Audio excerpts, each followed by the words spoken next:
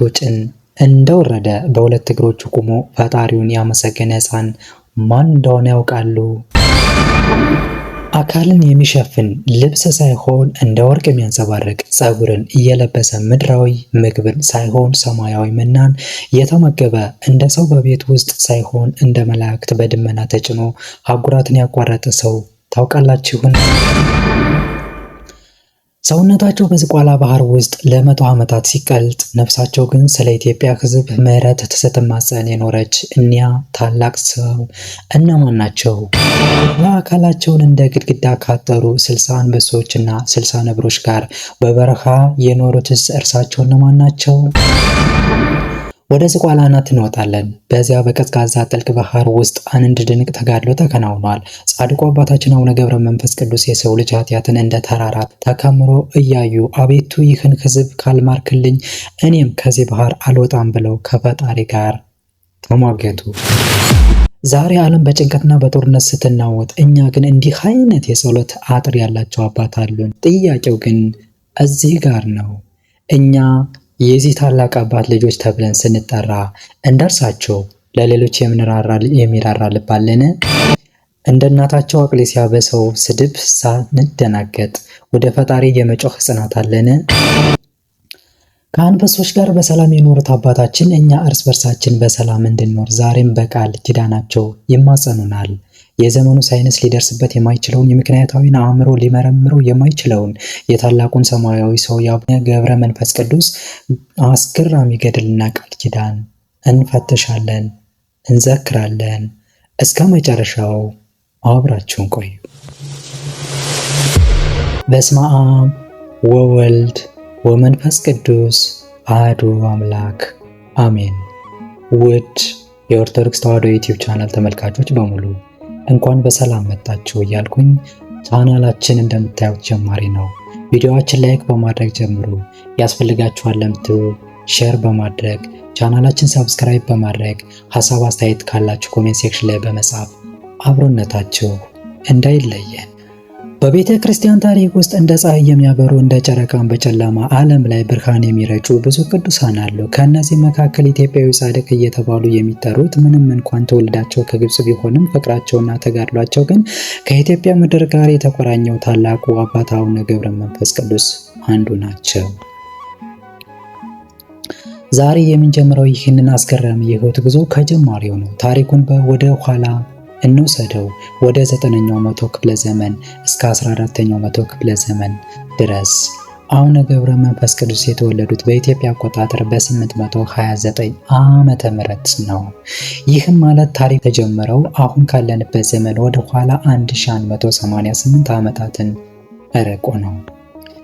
ታሪካችን የሚጀምረው በታችኛው ግብጽ ንሂሳ በተባለች ግዛት ነው። በዚህ ቦታ ስምዖን የሚባል ደግ ሰውና አቅሌስያ የምትባል ደግ ሴት ይኖሩ ነበር።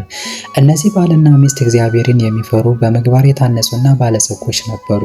ሆኖም ግን ለዓመታት የሚቆይ አንድ ትልቅ ሐዘን ነበረባቸው። እርሱም ልጅ ማጣት ነበር። በዛ ዘመን ልጅ የሌለው ሰው በህብረተሰቡ ውስጥ ያለው ቦታ በጣም ዝቅተኛ ነበር። መካን መባል ከባድ ማህበራዊና ስነ ልቦናዊ ጫና ነበረው። ሰዎች አንድ ሰው ልጅ ካጣ በድብቅ የሰራው ኃጢአት ይኖራል፣ እግዚአብሔር ቀጥቶታል ብለው ያምኑ ነበር። ስለዚህ መካን የሆኑ ወላጆች በሃይማኖታዊ ስነ ስርዓቶች ላይ እንኳን በሙሉ ልብ ለመሳተፍ ያፍሩ ነበር።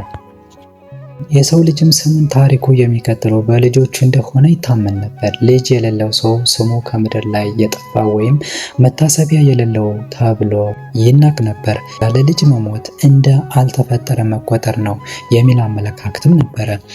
በሰርግ ወይም በደስታ ቦታዎች ላይ ልጅ የሌላቸው ሰዎች የኋለኛውን ወንበር እንዲይዙ ወይም አስተያየት እንዳይሰጡ ይደረጉ ነበር። አንቺ ለቤትሽ በረከት ያልሆንሽ ለሰው ምን ትሆኛለሽ የሚል ሰላቅ ይደርስባቸው ነበር። ስምዖንና አቅሌስያም የዚህ ገፈት ቀማሾች ነበሩ። በተለይ አቅሌስያም በጎረቤቶቿ መካን እየተባለች ትሰደብና ትናቅ፣ እንዲሁም ቤትሽ ዝግ ነው፣ ማኅፀንሽም ደረቅ ነው እየተባለች ስትሰደብ ልቧ በሐዘን ይሰበር ነበር። ሰዎች ከእነዚህ ሰዎች ጋር አትቀመጡ፣ በረከት የሌላቸው ናቸው እያሉ ይሸሿቸው ነበር። ይህ ማህበራዊ ግፍና ሽሙጥ ግን አቅሌሲያን ሌሊት ቀን ወደ ፈጣሪዋ እንድታለቅስ አስገደዳት። ያ የሰዎች ሽሙጥ ግን ለታላቁ ጻድቅ መወለድ ምክንያት የሚሆን ጸሎትን ወለደ። አቅሌሲያ ልጅ ስላልነበራት ዘወትር ወደ እግዚአብሔር ትጸልይ ነበር። አንድ ቀን ወደ ቤተ ክርስቲያን ሂዳ አምላኬ ሆይ ለቤቴ ብርሃን ለወላጅነት የመመኪያ የሚሆን ልጅ ስጠኝ ብላ በጽኑት ስትማጸን በቤተ ክርስቲያን ውስጥ ካለው ስዕል ፊት ብርሃን ሲወጣ አየች። ይህም የምስራች ምልክት ነበር። አቅሌሲያ ያንን ሰማያዊ ብርሃን ከቅዱስ ስዕል ፊት ሲወጣ ካየች በኋላ ልቧ በሰላምና በደስታ ተሞላ። ያ ለዓመታት ሲያሳቅቃት የነበረው የተስፋ መቁረጥ ስሜት በአንድ ቅጽበት ወደ መገባደዱ እየመጣ ይመስላል። ሆኖም ግን ያየችውን ተአምር ለማንም አልተናገረችም። በልቧ እየመላለሰች ወደ ቤቷ ተመለሰች። ወደ ቤቷ እንደገባች በህልሟ ሳይሆን በገሃድ የእግዚአብሔር መልአክ ቅዱስ ገብርኤል ተገለጠላት። መልአኩም እንዲህ አላት፣ አቅሌሲያ ሆይ ደስ ይበለሽ፣ ጸሎትሽ በእግዚአብሔር ፊት ተሰምቷል። ካንቺ የሚወለደው ልጅ ተራ ሰው አይደለም። እርሱ እንደ ሰማይ ከዋክብት የሚያበራ ስሙም በዓለም ሁሉ የታወቀ ክብር መብራት ይሆናል። አቅሌሲያም ይህንን ስትሰማ በግንባሯ ተደፍታ ለፈጣሪዋ ምስጋና አቀረበች። አቅሌሲያ የሰማችውን የምስራች ለባሏ ለስምዖን ነገረችው። ስምዖንም የእግዚአብሔርን ሥራ አደነቀ። ሁለቱም በጾምና በጸሎት ተወስነው ካህናትን እየጋበዙና ለነዳያን እየመጸወቱ ያንን የተቀደሰ ቀን ይጠባበቁ ጀመር። ያ ለብዙ ዘመን መካን እየተባሉ የተናቁበት ቤት አሁን በመላእክት ጥበቃና በበረከት መዓዛ ተሞላ። ጊዜውም ደረሰ። እንደ ቤተ ክርስቲያናችን አስተምሮና እንደ ገድሉ አገላለጽ ጻድቁ አቡነ ገብረ መንፈስ ቅዱስ የተጸነሱት መጋቢት 29 ቀን ነው። ይህ ቀን በቤተ ክርስቲያናችን ታሪክ ጌታችን መድኃኒታችን ኢየሱስ ክርስቶስ በማኅፀነ ማርያም የተጸነሰበት የባለ ትንቢት ቀን በመሆኑ የጻድቁ በዚህ ቀን መጸነስ ልዩ መንፈሳዊ ትርጉም አለው። ያቺ መካን እየተባለች የምትሰደበው አቅሌሲያ አሁን የብርሃን እናት ለመሆን ተመረጠች። መጋቢት 29 ቀን ጽንሰቱ ሲከናወን ሰማይና ምድር ደስ አላቸው። አቅሌሲያ ማኅፀኗን ስትነካው በውስጡ ያለው ሕፃን ተራ ሥጋ ሳይሆን ለዓለም የሚተርፍ በረከት መሆኑን ታውቅ ነበር። የሰው ስድብ በፈጣሪ ቸርነት ተተካ። የቤቷም ጨለማ በሰማያዊ ብርሃን ተገፈፈ። 9 ወር ከ5 ቀን ሲፈጸም ዓለምን ሁሉ የሚያበራው ያ ታላቅ ኮከብ የሚገለጥበት ሰዓት ደረሰ። ቀኑ ታኅሳስ 29 ነው። ይህ ቀን በቤተ ክርስቲያን ታሪክ ጌታችን የመድኃኒታችን ኢየሱስ ክርስቶስ የልደት በዓል የሚከበርበት ዕለት መሆኑን የጻድቁን ክብር ልዩ ያደርገዋል። አቅሌሲያ በምትወልድበት ወቅት እንደ ሌሎች ሴቶች የምጥ ጭንቅና ስቃይ አልነበረባትም። ይልቁንም ቤቱ በሙሉ በሰማያዊ ብርሃን ተሞላ። ጻድቁ አቡነ ገብረ መንፈስ ቅዱስ ከእናታቸው ማኅፀን እንደወጡ ምድር ላይ እንዳረፉ የተደረገው ተአምር ግን በታሪክ ታይቶና ተሰምቶ የማይታወቅ ነበር። ገና በተወለዱ ሰዓት ሕፃኑ እንደ ማንኛውም ሕፃን አላለቀሱም። ይልቁንም በሁለት እግራቸው ቀጥ ብለው ቆሙ።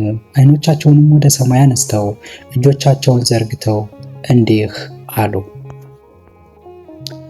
ስብሐት ለአብ ስብሐት ለወልድ ስብሐት ለመንፈስ ቅዱስ ዘአውፅእ እከኔ እመጽልመተ ወስተ ብርሃን።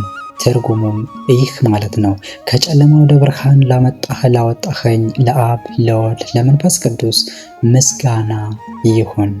ይህንን ቃል 3 ጊዜ ደጋግመው ተናገሩ። እናታቸው አቅሌሲያና አባታቸው ስምዖን ይህንን ሲያዩ በድንጋጤና በግንባራቸው ተደፉ። በቤቱ የነበሩ አዋላጅ ሴቶችም ይህ እንዴት ያለ ድንቅ ነው እያሉ በፍርሃት ተዋጡ። ከዚህም በላይ ሌላው አስገራሚ ነገር ቀጠለ። ሕፃኑ ገና ከተወለዱበት ሰዓት ጀምሮ የእናት ጡት አልጠቡም። እናታቸው አቅሌሲያ ልታጠባቸው ብትሞክርም እሳቸው ግን ፊታቸውን ያዞሩ ነበር። ይህም ምድራዊ ምግብን ሳይሆን ሰማያዊ መናን እንደሚመገቡ ማሳያ ነበር። የዚህ ሕፃን ወሬ ሂሳና በግብፅ አውራጃዎች ሁሉ ተሰማ። ያች መካን የተባለች ሴት የወለደችው ሕፃን ገና በተወለደበት ቀን ይናገራል፣ ይቆማል፣ ምግብም አይበላም እየተባለ በከተማው ሁሉ ተወራ። ቀድሞ ይንቋቸው የነበሩ ሰዎች ሁሉ አሁን በፍርሃትና በክብር ወደ ቤታቸው ይመጡ ነበር። ቤተክርስቲያናችን ይህን ታሪክ ስታስተምር ጻድቁ ገና ከማህፀን ጀምሮ በመንፈስ ቅዱስ የተሞሉ መሆናቸውን ለማሳየት ነው። 3 ዓመት ሙሉ የእናት ጡት ሳይጠቡ ከሰው ምግብ ሳይቀምሱ በጸጋ እግዚአብሔር ማደጋቸው በኋላ ለሚያደርጉት ታላቅ የ562 ዓመታትን የተጋድሎ መጀመሪያ ነበር። ጻድቁ አቡነ ገብረ መንፈስ ቅዱስ በወላጆቻቸው ቤት ለ3 ዓመታት ቆዩ። በእነዚህ 3 ዓመታት ውስጥ አንድም ቀን የእናት ጡት አልጠቡም ወይም የሰው ምግብ አልቀመሱም። እናታቸው አቅሌስያ በድንገት አፋቸው ውስጥ ብታስገባ እንኳ እንደ ሕፃን መጥባት ሳይሆን መልሰው ያወጡት ነበር። ምግባቸው፣ መጠጣቸው ከሰማይ የሚወርድ መና እና ከመንፈስ ቅዱስ የሚገኝ ጸጋ ነበር። ሕፃኑ ገብረ መንፈስ ቅዱስ ሲያድጉ መልካቸው እንደ ፀሐይ ያበራ ነበር። ወላጆቻቸውም እርሳቸውን ሲመለከቱ ረሃብና ጥም አይሰማቸውም ነበር። በቤት ውስጥ ያሉት አገልጋዮችና ጎረቤቶች ሕፃኑን ለመሳለምና በረከት ለመቀበል ይሰበሰቡ ነበር። ነገር ግን ይህ የምድራዊ ቤት ቆይታቸው ለአጭር ጊዜ ብቻ ነበር። ጻድቁ 3 ዓመት ሲሞላቸው እግዚአብሔር አምላክ ለዓለም ሁሉ መብራት አድርጎ የሚሾምበት ጊዜ ደረሰ። አንድ ቀን እናታቸው አቅሌስያ ሕፃኑን አቅፋ ስትጫወት በድንገት ቤቱ በታላቅ ብርሃን ተሞላ። ታላቁ መልአክ ቅዱስ ገብርኤል በታላቅ ግርማ ተገለጠ። አቅሌስያና ስምዖን በፍርሃት ተንቀጠቀጡ። መልአኩም ወደ አቅሌስያ ቀርቦ እንዲህ አላት፣ አቅሌስያ ሆይ አትፍሪ፣ ይህ ሕፃን የእናንተ ብቻ ሳይሆን የእግዚአብሔር አገልጋይ ነው። እርሱን ለዓለም ሁሉ በረከት እንዲሆን እግዚአብሔር መርጦታል። መልአኩ ቅዱስ ገብርኤል ሕፃኑን ከእናቱ እቅፍ ተቀበለው። እናታቸው አቅሌስያ ልጇን ስትሰናበት ልቧ በሐዘን ተነካ። ነገር ግን የእግዚአብሔር ፈቃድ መሆኑን ስላወቀች የፈጣሪ ስም የተመሰገነ ይሁን ብላ በጸጥታ ሸኘችው። መልአኩ ቅዱስ ገብርኤል ሕፃኑን በክንፎቹ ተሸከመ። ወደ ግብጽ በረሃ አባ ጴንጥሊዮን ወደሚባሉ ታላቅ አባት ገዳም ወሰዳቸው። መልአኩ ለአባ ጴንጥሊዮን እንዲህ አላቸው፣ ይህ ሕፃን ከማፀን ጀምሮ የተመረጠ ቅዱስ ነው። አመንኩሰው፣ የምንኩስናንም ስርዓት ያስተምሩት። አባ ጴንጥሊዮን ሕፃኑን ተቀብለው በደስታ አስተማሯቸው። ጻድቁ ገና ሕፃን ሳሉ መጻሕፍት ሁሉን ጠንቅቀው አወቁ። አባ ጴንጥሊዮን የምንኩስናን ልብስ አስኬማ አለበሷቸው። ገና በልጅነታቸው እንደ አረጋውያን መነኩሳት ሌሊቱን ሙሉ በመቆም ቀን ደግሞ በመጾም መጋደል ጀመሩ። አቡነ ገብረ መንፈስ ቅዱስ በገዳሙ ውስጥ ለተወሰኑ ዓመታት ከቆዩ በኋላ የእግዚአብሔር መንፈስ መራቸውና ወደ ጥልቅ በረሃ ብቻቸውን ወጡ። በዚያም ለብዙ ዓመታት በታላቅ ተጋድሎ ኖሩ። በዚህ ቆይታቸው ልብሳቸው አልቆ ስለነበረ ፈጣሪ በመላ አካላቸው ላይ እንደ ወርቅ የሚያበራ ፀጉር አበቀለላቸው። ይህ ፀጉር ከራሳቸው ጀምሮ እስከ እግራቸው ጥፍር ድረስ ሸፍኗቸው ነበር። ለዚህም ነው በቤተ ክርስቲያን ስዕላት ላይ ጻድቁ ፀጉር ለብሰው የሚታዩት። ከሰማይ የሚወርድ መና እየተመገቡና ከመንፈስ ቅዱስ የሚቀዱትን ቃዶ የተባለ መጠጥ እየጠጡ በግብጽ በረሃዎች ውስጥ ብቻቸውን ለ3 ዓመታት ያህል በተጋድሎ መቆየታቸው በገድላቸው ተጠቅሷል። አቡነ ገብረ መንፈስ ቅዱስ በግብጽ በረሃዎች ውስጥ ለብቻቸው መኖር ሲጀምሩ በዚያ ዘመን የነበሩት አራዊት ሁሉ ይገዙላቸው ነበር። ገድላቸው እንደሚነግረን በሄዱበት ስፍራ ሁሉ 60 አንበሶችና 60 ነብሮች በስተግራና በስተቀኝ እየሆኑ ይከተሏቸው ነበር። እስኪ ከዚህ ላይ አንድ ጥያቄ እናንሳ።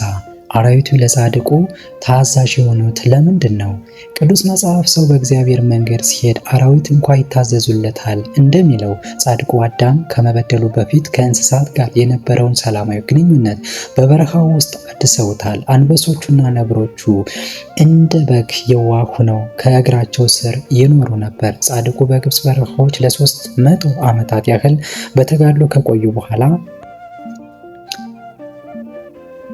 የእግዚአብሔር ጥሪ ደረሳቸው። እግዚአብሔር አምላክም ተገለጠላቸውና እንዲህ አላቸው፣ ወዳጄ ገብረ መንፈስ ቅዱስ ሆይ አሁን ከዚህ ተነስተህ ወደ ቅድስት ሀገር ኢትዮጵያ ሂድ። በዚያም ብዙ ነፍሳትን በጸሎትህ ታድናለህ፣ ቃል ኪዳንም እሰጥሃለሁ። አቡነ ገብረ መንፈስ ቅዱስም ጌታዬ ሆይ የልቤን ፈቃድ እፈጽማለሁ ብለው ታዘዙ። ጻድቁ ወደ ኢትዮጵያ የመጡት በደመና ተጭነው እንደሆነ በገድላቸው ተጽፏል። መጀመሪያ ያረፉትም በሸዋ ክፍለ ሀገር በሚገኙ በታላቁ የዝቋላ ተራራ ደብረ ዘይት ላይ ነበር። በዝቋላ ተራራ አናት ላይ ታላቅ ባህር አለ። ጻድቁ ወደዚያ ባህር ውስጥ ገቡና ቁልቁል ተዘቅዝቀው ለ100 ዓመታት ሙሉ በዚያ ባህር ውስጥ የሆነው ስለ ኢትዮጵያ ሕዝብ ኃጢአት ምሕረትን ቁልቁል ተዘቅዝቆ መጸለይ ምን አይነት ፍቅር ነው! ጻድቁ አባታችን አቡነ ገብረ መንፈስ ቅዱስ ስጋቸው በውሃው ውስጥ አልቆ አጥንታቸው እስኪታይ ድረስ ስለ እኛ አለቀሱ። ጸሎታቸው እንዲህ ነበር። አቤቱ ጌታዬ ሆይ የኢትዮጵያን ሕዝብ ኃጢአታቸውን ካልማረክላቸውና ቃል ኪዳን ካልሰጠህኝ ከዚህ ባህር አልወጣም። ይህ ታላቅ ፍቅርና ራስን አሳልፎ የመስጠት ተጋድሎ ነበር። ጻድቁ በዝቋላ ተራራ አናት ባለው ባህር ውስጥ ለ100 ዓመታት ተዘቅዝቀው የጸለዩት ለራሳቸው ሳይሆን ስለ ኢትዮጵያ ሕዝብ ነበር። በ100ኛው ዓመት ላይ እግዚአብሔር አምላክ የልመናቸውን ጽናት አይቶ በታላቅ ብርሃን ተገለጠላቸው። ጌታችንም ስለ አንተ ፍቅር ስለ የኢትዮጵያን ሕዝብ ምሬልሃለሁ የሚል የምስራች ሰጣቸው። እግዚአብሔርም ለአቡነ ገብረ መንፈስ ቅዱስ እስከ 7 ትውልድ ድረስ የሚደርስ የምሕረት ቃል ኪዳን ሰጥቷቸዋል። ይህ ማለት በጻድቁ ስም የሚጸኑና በቃል ኪዳናቸው የሚታመኑ እስከ 7 ትውልድ ድረስ በረከታቸው እንደሚተርፍ የሚያረጋግጥ ነው። ጻድቁ የጸለዩበት የዝቋላ ባህር ጸበል ሆኖ እንደሚያገለግልና በዚያ ባህር የተጠመቁ እምነቱን የተቀበሉ ሁሉ ከደዌያቸው እንዲፈወሱ ቃል ኪዳን ተገብቶላቸዋል። ጌታም እስከ 7 ትውልድ ድረስ ስለ አንተ ምሬልሃለሁ አላቸው። በዚህ የጸሎት ጊዜያቸው ሰይጣን በቅናት ተነስቶ ሊያሰናክላቸው መጣ። በቁራ አምሳል ተመስሎ መጥቶ የጻድቁን ቀኝ ዓይናቸውን ወጋቸው። ጻድቁ ግን በትዕግስት ጸሎታቸውን ቀጠሉ። ኋላም መልአኩ ቅዱስ ገብርኤል መጥቶ ዓይናቸውን ፈወሰላቸው። ከባህሩ ውጣ ቃል ኪዳንንም እስከ ዓለም ፍጻሜ ይጸናል። ጻድቁን በታላቅ ደስታ ከባህሩ ወጡ። ጻድቁ አቡነ ገብረ መንፈስ ቅዱስ ከዝቋላ ተጋድሎ በኋላ በመንፈስ ቅዱስ መሪነት ወደ ምድረ ከብድ አመሩ። ምድረ ከብድ በወቅቱ ጥቅጥቅ ያለ ዱርና ለሰው ልጅ መኖሪያ አስቸጋሪ ስፍራ የነበረ ቢሆንም ለጻድቁ ግን የምስጋና መሠዊያ ሆነላቸው። በምድረ ከብድም እንደ ወልደ ነጎድጓድ ዮሐንስ በበረሃ ድምፃቸውን እያሰሙ አራዊቱን እያዘዙ ኖሩ። የሚያስደንቀው ነገር እነዚህ 60 አንበሶችና 60 ነብሮች ጻድቁ ወደሚጸልዩበት ስፍራ ማንም ክፉ መንፈስ እንዳይቀርብ ይጠብቁ ነበር። ጻድቁ ሲንቀሳቀሱ አራዊቱ በፊታቸውና በኋላቸው እየሆኑ እንደ ሰራዊት ይከተሏቸው ነበር። ይህ ቦታ ለጻድቁ ሁለተኛው ትልቅ የቤተ ማረፊያቸው ነበር። በአቡነ ገብረ መንፈስ ቅዱስ ገድል ላይ እንደተጠቀሰው ጻድቁ በኢትዮጵያ በአጠቃላይ 262 ዓመታት ኖረዋል። ከነዚህ ዓመታት ውስጥ 100 ዓመቱን በዝቋላ ሲያሳልፉ ቀሪውን አብዛኛውን ዘመን ወደ 162 ዓመታት ገዳማ በምድረ ከብድና በተለያዩ የኢትዮጵያ ክፍሎች በመዘዋወር አሳልፈዋል። በምድረ ከብድ በነበሩበት በዚህ ስፍራ ሲጸልዩ ከመሬት ከፍ ብለው በአየር ላይ ይቆሙ እንደነበር ይነገራል። ይህ ቦታ ጻድቁ በስጋ ያረፉበት የተሰወሩበት ስፍራ እንደሆነ በብዙ የቤተ ክርስቲያን ሊቃውንት ይታመናል። ለዚህም ነው ምድረ ከብድ የጻድቁ ዋና መቀመጫና የቃል ኪዳን ቦታ ተደርጎ የሚቆጠረው። ከዚህ ላይ ከኢትዮጵያ ምድር ተወልደው ያደጉ ሌላ አንድ ጻድቅ አባት እናገኛለን፣ አቡነ ተክለ ሃይማኖት። የእሳቸውን ታሪክ ለቀጣይ እንተወው እና ከአቡነ ገብረ መንፈስ ቅዱስ ጋር ያላቸውን ግንኙነት እንመልከት። በኢትዮጵያ ቤተክርስቲያን ታሪክ ውስጥ ትልቅ ስፍራ የሚሰጠው ክስተት ቢኖር በደብረ ሊባኖስ ጻድቅ በአቡነ ተክለ ሃይማኖት እና በአቡነ ገብረ መንፈስ ቅዱስ መካከል የተደረገው መገናኘት ነው። ገድላቸው እንደሚነግረን ሁለቱ ቅዱሳን በመንፈስ ተገናኝተው ሰላምታ ተለዋውጠዋል። አቡነ ተክለ ሃይማኖት በደብረ ሊባኖስ በዓት ሰግተው በሚጸልዩበት ወቅት የአቡነ ገብረ መንፈስ ቅዱስን ዜና ሰምተው ለማየት ይመኙ ነበር። ጻድቁ አቡነ ገብረ መንፈስ ቅዱስን በደመና ተጭነው ወደ ደብረ ሊባኖስ በመሄድ ተክለ ሃይማኖትን ጎብኝተዋቸዋል። እነዚህ ሁለት የብርሃን ምሰሶዎች ስለ ኢትዮጵያ ሕዝብ ደህንነት፣ ስለ ቤተ ክርስቲያን አንድነት አብረው ጸልየዋል። ይህም ኢትዮጵያ እጆቿን ወደ እግዚአብሔር ትዘረጋለች ለሚለው ትንቢት ትልቅ ማረጋገጫ ነበር። የአቡነ ገብረ መንፈስ ቅዱስ ገድል በብዙ ተአምራት የተሞላ ነው። ጥቂቶቹን ለመጥቀስ ያህል አንድ ቀን አንደኛው አንበሳቸው ቢሞትባቸው ጻድቁ በጸሎት ወደ ፈጣሪ አመልክተው አንበሳውን ከሞት አስነስተውታል። ይህ በአራዊት ላይ እንኳ ያላቸውን ርኅራኄ ያሳያል። አንድ አንበሳ ሰው አድኖ ሊበላ ሲል ጻድቁ በአንበሳውና በሰውየው መካከል ቆመው አንበሳውን ገሰጹት። አንበሳውም ያንን ሰው ትቶ ለጻድቁ ሰገደ። በበረሃ ጥም በጸናባቸው ጊዜ በጸሎታቸው ከደረቅ አለት ላይ ለምልክት የሚሆን ውሃ አፈልቀዋል። አቡነ ገብረ መንፈስ ቅዱስ በዚህች ምድር ላይ ለ562 ዓመታት ኖረዋል። ይህ ዕድሜ በአዲስ ኪዳን ካሉት ቅዱሳን ሁሉ እጅግ ረጅሙ ነው። በመጨረሻም የሚያርፉበት ጊዜ ሲቃረብ ጌታችን መድኃኒታችን ኢየሱስ ክርስቶስ በታላቅ ብርሃን ተገለጠላቸው። እንዲህ አላቸው፣ ወዳጄ ሆይ ከአሁን በኋላ ከድካም ታርፋለህ። ነገር ግን ስምህን ለሚጠራ፣ ገድልህን ለሚጽፍ፣ ለሚሰማና ለሚያነብ፣ ዝክርን ለሚዘክር ሁሉ ኃጢአቱን እምርለታለሁ። በቃል ኪዳንህ የተማጸኑትን ሁሉ በመንግሥተ ሰማያት በአቅራቢያህ አኖራቸዋለሁ። ጻድቁም ይህንን ቃል ኪዳን ተቀብለው በመጋቢት 5 ቀን በታላቅ ክብር አረፉ። እንደ ታላቁ ነቢይ ሙሴ የአቡነ ገብረ መንፈስ ቅዱስ መቃብር በሰው ዘንድ አይታወቅም። ይህም እግዚአብሔር ለጻድቁ የሰጠው ልዩ ክብር ነው። አቡነ ገብረ መንፈስ ቅዱስ በዝቋላ በምድር ከብድና በሁሉም ስፍራ ያሉ አማኞችን ይረዳሉ። ውድ ተመልካቾቻችን፣ ለመሆኑ ከዚህ ታሪክ ምን እንማራለን? በትዕግስት መጸለይ፣ ተስፋ አለመቁረጥ። ጻድቁ በዝቋላ ባህር ውስጥ ለ100 ዓመታትን ጸልየዋል። እኛ ዛሬ ለአንድ ነገር ጸልየን በሳምንቱ መልስ ካላገኘን ተስፋ እንቆርጣለን። ከአባታችን የምንማረው ግን ጽናት ነው። የጸሎት መልስ እስኪመጣ ድረስ በፈጣሪ ደጅ መቆየት ትልቅ መንፈሳዊ ድል መሆኑን ጻድቁ ያስተምሩናል። የምትፈልገው ነገር ወዲያው ባይሳካ እንኳ እንደ ጻድቁ አባታችን ጸሎትን አታቋርጥ። እግዚአብሔር በጊዜው ይሰማሃል። ለሌሎች መኖርን፣ ራስን መስጠት። አቡነ ገብረ መንፈስ ቅዱስ በባህር ውስጥ የቆዩት ስለ ራሳቸው ኃጢአት አልነበረም፣ ራሳቸውን ማነጹ ነበሩ። የቆዩት ስለኛ፣ ስለ ሀገርና ስለ ሕዝብ ምሕረትን ለመለመን ነው። ይህ ራስ ወዳድነትን ማሸነፍ ነው። ክርስቲያን ለራሱ ብቻ ሳይሆን ለባልንጀራውና ለሀገሩ የሚጸልይ የሚራራና የሚቆረቆር መሆን አለበት። የአባታችን ቃል ኪዳን የጸናው ለሌሎች ባላቸው ፍቅር ነው። ከተፈጥሮ ጋር በሰላም መኖር። ጻድቁ አንበሳና ነብሮችን ለዛ አዝለውና አስከትለው መኖራቸው የሚያሳየው ሰው ከፈጣሪው ጋር በሰላም ሲኖር ተፈጥሮ ሁሉ አራዊትም ሳይቀሩ እንደሚገዝለት ነው። ኃጢአት በሰዎችና በተፈጥሮ መካከል በጠላትነትን አመጣ። ቅድስና ግን ያንን ሰላም ይመልሰዋል። በሕይወታችን ሰላም እንዲሰፍን ከፈለግን መጀመሪያ ከፈጣሪያችን ጋር እንታረቅ። ያኔ በዙሪያችን ያሉ ተግዳሮቶች ሁሉ እንደ አራዊቱ ታዛዥ ይሆኑልናል። ከዓለም ሽሙጥ ይልቅ የእግዚአብሔርን ክብር መፈለግ። እናታችን አቅሌስያ መካን ተብላ ትሰደብ ነበር። ነገር ግን በሰዎች ስድብ ተስፋ አልቆረጠችም። ወደ እግዚአብሔር አለቀሰች። እግዚአብሔር ደግሞ ስድቧን ወደ ታላቅ ክብር ቀየረው። ሰዎች ስለ እናንተ ክፉ ቢናገሩ፣ ቢንቋችሁ ወይም ባይረዷችሁ አትዘኑ። የሰዎች ስድብ እግዚአብሔር ሊሰጥህ ላለው ታላቅ በረከት መሸጋገሪያ ሊሆን ይችላል። ታሪኩ ሙሉ በሙሉ ከገድለ አቡነ ገብረ መንፈስ ቅዱስ እና ከቤተ ክርስቲያን ስንክሳር እየተወሰደ ነው። ውድ የተዋህዶ ልጆች፣ የአቡነ ገብረ መንፈስ ቅዱስ ገድል ተረት አይደለም፣ ዛሬም የሚሰራ ሕያው ቃል ኪዳን እንጂ። አባታችን ለኢትዮጵያ በገቡት ቃል ኪዳን ዛሬም ሀገራችን ይጠብቁልን። እናንተም ይህንን በረከት ለሌሎች እንዲደርስ ቪዲዮን ሼር በማድረግ ወንጌልን አስፋፉ።